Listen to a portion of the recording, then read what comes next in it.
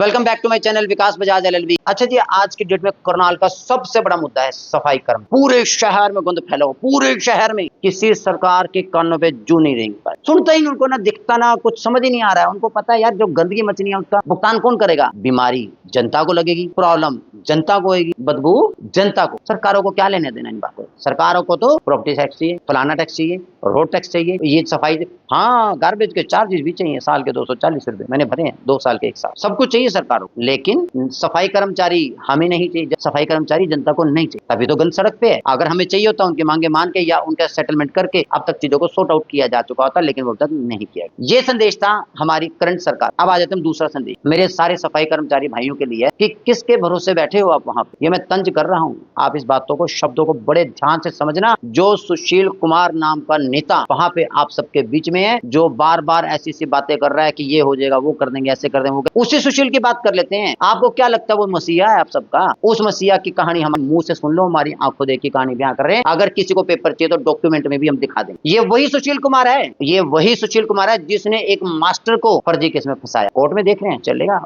Matter, court की ज्यादा बात नहीं करूंगा उस मैटर में, लेकिन कोर्ट में इस बात का जवाब देंगे। फर्जी केस में फंसाया, जिस केस में मास्टर का दूर दूर तक कोई लेना देने था, अपने एम्प्लॉय को फंसा दिया इस बंदे। ये प्रधान कहलाने के कहां से लायक आ गया? दूसरी बात, वाइफ के नाम से एक अलग से फर्म बनाई थी, शिवानी मोटर्स, जिसकी इलेक्ट्रॉनिक एक्टिवा ये बेचता है, और उसके अंदर पूरा का पूरा घपला सामने आया है। कोर्ट में केस चल रहा है। कोर्ट की ज्यादा बात हम नहीं करेंगे क्योंकि हम डीप में नहीं बता सकते, लेकिन किसी को कोर्ट का केस देखना है तो हमारे सामने आकर देख लेना, क्योंकि रामनगर थाने के सीसीटीवी कैमरे में भी इस बात का जिक्र आपको मिल जाएगा, जब मैंने खुद वहां पे दूसरी पार्टी की तरफ से, जो उनके पार्टनर थे, उनकी तरफ पेश होकर सारी चीजों का ब्यौरा मैंने दिया था। अच्छा हाँ, अब ये उसी सुशील कुमार की बात हो रही है ना, ये वही आप सबको अनाउंसमेंट करता है, आप सबके साथ लगता है। ये वही सुशील कुमार है ना जिसने एक सरदार जी और उनकी बहू के से फर्जी साइन करवा के जबरदस्ती मेरे खिलाफ ही वहाँ पे बदतमीजी करने का, जान से मारने की धमकी का पर्चा देते थे सदर थाने में। लेकिन ये तो गनीमत करो कि मेरे पास वॉइस रिकॉर्डिंग थी। हालांकि मेरा कोई लेना देना नहीं था उनसे, ना सुशील से ना मास्टर से, मेरा कोई लेना देना नहीं था। मुझे तो सुशील और मास्टर ने हिसाब करने के लिए, क्योंकि मैं पहले अकाउंटेंसी का काम करता था, तो हिसाब करने के लिए मुझे बुलाया था। मैं तो हिसाब किया था इनका। 3 लाख रुपए मेरी फीस टिल डेट तक भी मेरी पेंडिंग है। अकाउंटेंट एक और बुलाना पड़ा था इनको हिसाब को मैच करने के लिए, उसके भी 5,000 रुपए जो दिए वो मैंने अपनी जेब से दिए। आज तक दोनों पार्टियों ने मेरे पैसे नहीं दिए। 3 लाख रुपए मैंने इसी सुशील से लेने हैं। तो क्या ये सुशील,